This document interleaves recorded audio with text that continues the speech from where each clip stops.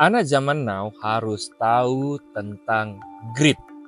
Apa itu grit? Mari kita bahas di tips and trik ingatan gajah kali ini. Nah, grit adalah istilah dari penggabungan yang namanya passion dan perseverance, atau kecintaan, passion, kegiatan yang kita senangin, kita cintai, dan juga perseverance, kegigihan. Bagaimana kita memiliki effort untuk hal-hal yang kita passionkan tersebut agar menjadi sebuah achievement. Istilah grit ini disampaikan oleh salah satu penulis buku yang sangat terkenal, buku bestseller yang berjudul Grit, dikarang oleh Angela Duckworth. Beliau ini seorang akademisi dan juga praktisi, karena sebelumnya beliau bekerja di berbagai konsultan internasional, lalu sempat menjadi guru, menarik sekali ya, dan sekarang melakukan research ya di university, dan beliau mendapatkan banyak sekali beasiswa serta pengalaman-pengalaman hidup yang sangat menarik.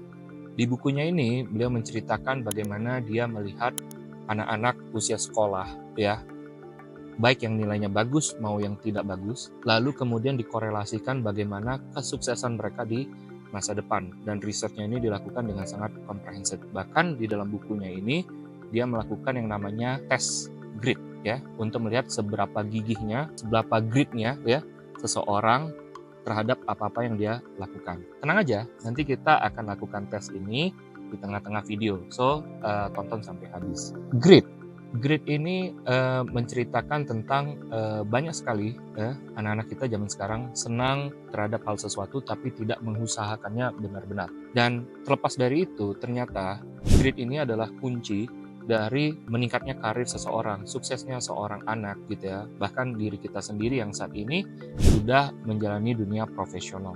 Kenapa? Karena di balik yang namanya skill yang kita miliki ya, kita punya contohnya. Saya sangat passion dalam fotografi. Fotografi ini kita punya skillnya dong, memoto ya, dari beberapa kondisi lighting ya, dan kondisi suasana objeknya gitu ya. Tapi saya tidak benar-benar melakukan effort untuk terus memperbaiki kualitas foto saya. Mungkin tidak saya tampilkan di beberapa eksibisi ya, tidak saya posting ke publik ya, dan tidak juga saya mencoba menjualnya ya, ataupun tidak mencoba untuk membawakannya ke dalam sebuah kontes-kontes internasional, maka kita tidak dapat achievement. Kita balik lagi ke dalam istilah grit ini sendiri.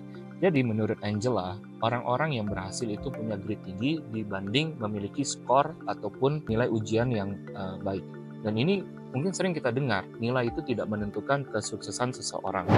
Tapi tidak sepenuhnya juga orang-orang yang nilainya jelek itu pasti berhasil. Jadi kuncinya bukan di nilainya bagus atau nilainya tidak bagus.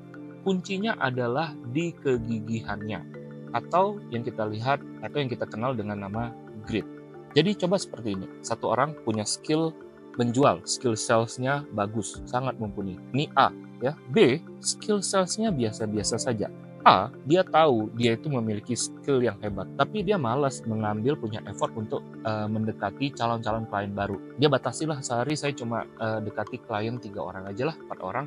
Toh skill saya bagus, nanti saya ketemu 3-4 orang ini, nanti deal dan jadi transaksi. Dengan itu dia tahu skill dia tinggi, dia membatasi effortnya. Nah, sedangkan si B, dia tahu skill saya biasa-biasa saja. Kayaknya saya harus usaha deh, tiap hari saya ketemu 20 orang, bikin presentasi, belajar hal baru, saya dapat insight, feedback, saya harusnya bagaimana menjual produknya, dia menginginkan produk seperti apa gitu ya. Dan dia terus berusaha, walaupun skillnya, basicnya tidak adalah sebaik si A. Ya, taruhlah si A lulusan marketing sales dari university ternama, yang si B adalah biasa-biasa aja, lulusan biasa aja. Tapi effortnya si B lebih tinggi untuk mendapatkan closing deal dengan meng-approach orang-orang baru. Hasilnya, siapa yang lebih baik at the end? Pasti si B. Kenapa? Karena effortnya lebih tinggi. Nah, di buku ini diajarkan yang namanya rumusan ya. Rumusnya seperti ini. Talent ya, talent dikali time ya. Talent dia punya bakat ya tertentu, lalu dia melatihnya, mengasahnya dalam sekian waktu, namanya skill ya. Jadi contohnya, saya berbakat banget nih dalam olahraga badminton. Saya tidak melatihnya, maka jadi hobi saja. Melatihnya tidak serius. Tapi kalau saya punya waktu untuk melatihnya tiap hari ya, saya latih smash ya, backhand ya, fisik, jadi skill. Rumusan kedua ya, skill dikali dengan effort jadi achievement. Jadi skill yang udah dimiliki dari disiplin latihan tadi, lalu dia coba ikut beberapa event-event kompetisi, latih tanding, maka akan menghasilkan achievement atau prestasi. Nah, itulah yang disebut dengan grit. Dia harus punya effort yang besar. Jadi yang pertama, effort dia adalah waktu untuk berlatih agar menjadi skill. Yang kedua, effort dia untuk mendapatkan achievement. Jadi, apapun yang kita punya saat ini, base-nya, tanpa effort yang kuat, maka hasilnya juga akan nol. Effort akan memiliki impact 2 kali lipat. Itulah kenapa tadi cerita seorang sales tadi, yang biasa-biasa saja si B, akhirnya bisa menjadi mendapatkan achievement terbaik ya di perusahaannya. Baik, dalam konteksnya anak-anak pelajar ya, sekolah, kadang ada yang dibilang, ini anak saya sebenarnya pintar loh Pak, ini anak saya sebenarnya pintar loh Bu, dia tuh punya bakat matematika dari dulu bagus banget ya, tapi satu ya, dia punya talent tapi nggak dilatih, nggak punya disiplin latihan soal tiap hari.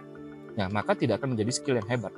Tapi ada satu lain hal, orang tuanya memberikan dia latihan soal yang rutin ya, setiap hari, ataupun nggak setiap hari, tapi disiplin, berjangka waktu, jadilah skill. Skill ini menjadi suatu achievement nggak kalau tanpa effort sesuatu dibawa ke dalam sebuah kompetisi kah, ya, atau sebuah event ya, atau sebuah conference, maka tidak akan menjadi achievement. Dia harus dibawa ke dalam kompetisi, dibawa ke dalam conference ya, dibawa ke dalam pertemuan, ke dalam FGD, sharing session, apapun itu effortnya agar dia menjadi sebuah achievement yang kita sebut dengan portofolio.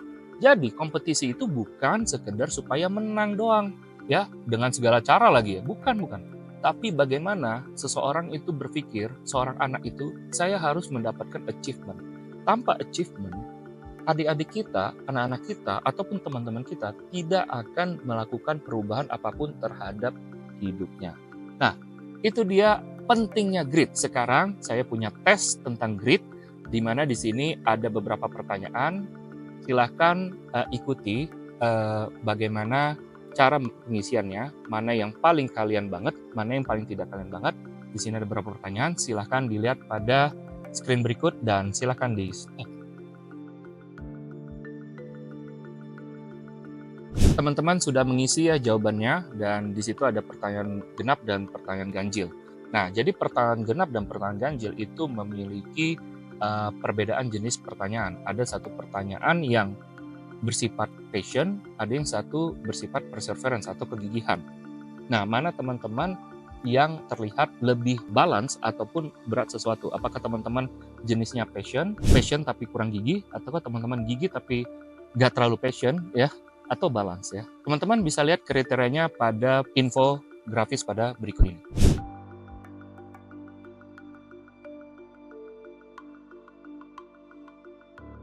Oke, nah teman-teman kebayang ya, kalau kita itu punya perseverance terhadap hal yang kita tidak sukai, kita tetap berhasil nggak? Berhasil kemungkinan. Saya tidak suka kerjaan administrasi, tapi saya itu gigih setiap kali dikasih tugas sama atasan saya atau subordinat saya selesaikan dengan baik ya, saya berikan terbaik. Tetap kita mendapatkan hasil yang terbaik, achieve sesuatu ya. Jadi kegigihan ini penting banget, dan kegigihan ini yang banyak hilang. Dan bagaimana cara kita memupuk kegigihan adalah dengan tidak memberikan ruang untuk excuse. Sekali lagi, jangan kasih ruang untuk excuse, untuk udahlah nggak usah lakukan ini dulu ya, nanti-nanti lagi. Jangan. Kegigihan itu harus dipupuk ya, baik dari diri kita sendiri, orang tua, ataupun teman-teman sekitar kita. Baik, itu dia teman-teman tentang grit. Jangan lupa untuk subscribe ya, share dulu video ini dan komen. Kita akan ketemu di video berikutnya membahas tentang deliberate practice. Sampai jumpa, dadah.